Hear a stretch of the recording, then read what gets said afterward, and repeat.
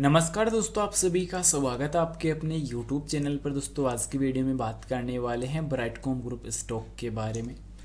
सो gas, इस stock पे अगर चर्चा की जाए तो आज काफ़ी शानदार तेज़ी के साथ क्लोजिंग नजर आई है। क्लोजिंग काफ़ी शानदार रही थी। कल वीकली रिपोर्ट भी कंपनी ने जारी की थी। अब वीकली रिपोर्ट में भी कंपनी ने अच्छी अपडेट जारी की थी।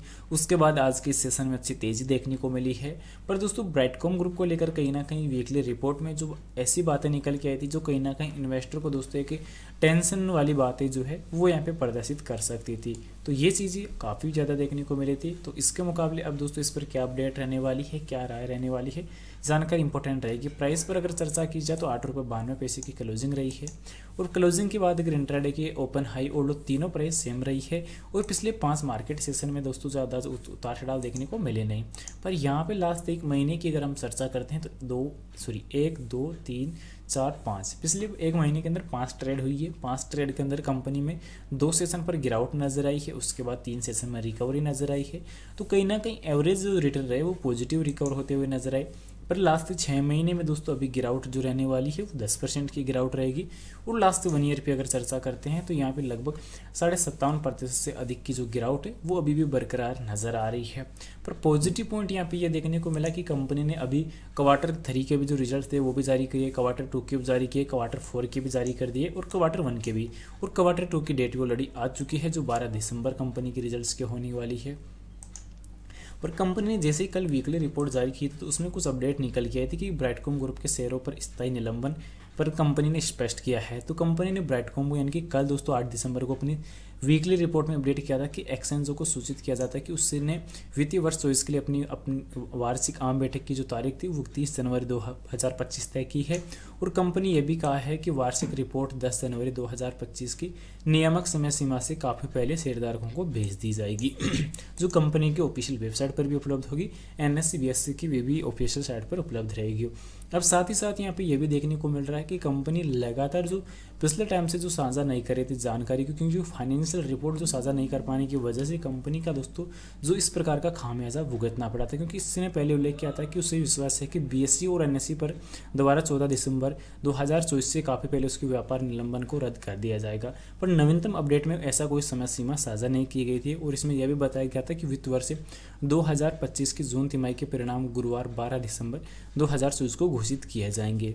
ट्रेड निलंबन समाप्त होने के बाद भी दोस्तों मूल्य निर्धारित स्तर पर ही होगा। और कंपनी ने कहा कि उसका एक्सचेंजों के साथ समक्ष आधार मूल्य प्रस्तावित करने का कोई इरादा नहीं है। तो ये चीज़ें कहीं ना कहीं काफ़ी महत्वपूर्ण निकल के आ रही है कि कंपनी के जो इन्वेस्टरों का जो ट्रस्ट है वो अभी भी दोस्तों बरकरार बना हुआ है। पर उसके बावजूद भी कंपनी की दोस्तों जो ट्रेडिंग सेशन है वो रिकवर नहीं हो रही, सॉरी जो बहाल नहीं हो रही, जो नॉर्मल ट्रेडिंग सेशन अभी स्टार्ट नहीं हो पा रही। तो ये कुछ अभी हिंट जो देखने को मिल रहे, कुछ पॉइंट जो है वो यहाँ पे देखने को मिल रहे हैं, जिससे ये पता चल रहा है कि कहीं ना कहीं निवेशकों का जो ट्रस्ट है वो धीरे धीरे कंपनी से कम हो रहा है। इसका सबसे बड़ा जो विजन प्रूफ डेटा अगर हम देखते हैं तो Q2 के लिए दोस्तों जो SSP है वो कंपनी ने रिलीज यहाँ पे कर दी है। और SSP में यहाँ पे कुछ बड़े चेंजेस भी नजर आ रहे हैं, क्योंकि नंबर्स ऑफ शेयर होल्डर्स की टोटल काउंटिंग अगर देखते हैं तो यहाँ पे Q1 के मुकाबले Q2 के अंदर इन्वेस्टरों की संख्या में फिर से कटौती नजर आई है, क्योंकि 6,64,142 से घटकर 6,46,230 कंपनी के इन्वेस्टर हो चुके हैं, संख्या टोटल हो चुकी है। यानी कि टोटली ये पता चल रहा है कि कंपनी के ऊपर से इन्वेस्टर का जो ट्रस्ट है वो धीरे धीरे डाउन हो रहा है। और ये चीज़ कहीं ना कहीं मार्केट में कंपनी के लिए काफ़ी वीक जा सकती है। साथ ही साथ कंपनी की जो प्रॉफिट लॉस का डेटा अगर देखते हैं तो उसमें कंपनी का दोस्तों जो प्रॉफिट है, एनुअली नेट प्रॉफिट है, वो अभी थोड़ा गिरता हुआ नजर आ रहा है। पर यहाँ पे इक्विटी पर रिटर्न 9% का रहने वाला है लास्ट ईयर का। पर स्टॉक्स प्राइस CAGR यानी कि कंपनी का लास्ट 1 ईयर का रिटर्न 61% नेगेटिव नजर आ रहा है। इसी के साथ साथ प्रॉफिट की ग्रोथ अभी नेगेटिव रहने वाली है, सेल्स की ग्रोथ भी नेगेटिव देखने को मिल रही है। पर जहाँ तक देखने को मिल रहा है कि Q2 के जो रिजल्ट्स है प्री आउटलुक्स अभी थोड़ी सी बेटर देखने को मिल सकता है बजाय Q1 के, क्योंकि Q1 के रिजल्ट के मुकाबले Q2 का जो रिजल्ट है वो थोड़ा बेहतर आ सकता है। साथ ही साथ यहाँ पे अगर हम चर्चा करते हैं कि Q1 के बाद Q1 के रिजल्ट के बाद कुछ जो गिरावट नजर आई है, रेवेन्यू में भी हाल गिरावट नजर आ रही है, नेट इनकम पर भी गिरावट है, डाइल्यूट EPS के आंकड़ों पर भी गिरावट है, नेट प्रॉफिट पर भी दोस्तों कंपनी के भी गिरावट जो है वो कंटिन्यूसली जारी देखने को मिल रही है। तो कहीं ना कहीं थोड़ी आंकड़े जो है वो भी डगमगा रहे हैं। भारतीय बाजारों का दोस्तों जो डगमगाहट है वो भी मार्केट पर सीधे तौर तरीके से देखने को मिल रहा है। खासकर कंपनी के चार्ट पैटर्न पर अगर हम चर्चा करें तो कंपनी का जो RSI इंडिकेटर रहने वाला है वो 50.5 अंकों पे कारोबार करता हुआ नजर आ रहा है। तो उतार चढ़ाव भी देखने को मिल रहे हैं। मनी कंट्रोल की रिपोर्ट के मुताबिक नेगेटिव जो सबसे वीक फाइनेंशियल पॉइंट यहाँ पे देखने को मिल रहा है वो ये देखने को मिल रहा है कि कंपनी का ऑपरेटिंग प्रॉफिट जो रहने वाला है वो 100% गिरा हुआ नज़र आ रहा है, 100% नेगेटिव देखने को मिल रहा है।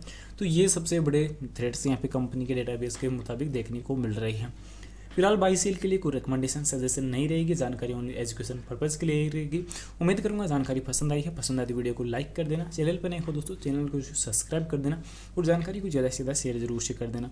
मिलते हैं नेक्स्ट अमेजिंग वीडियो के साथ, तब तक के लिए इजाजत दीजिए। जय Shri Krishna, thanks for watching this my video. जय हिंद, जय भारत, वंदे मातरम।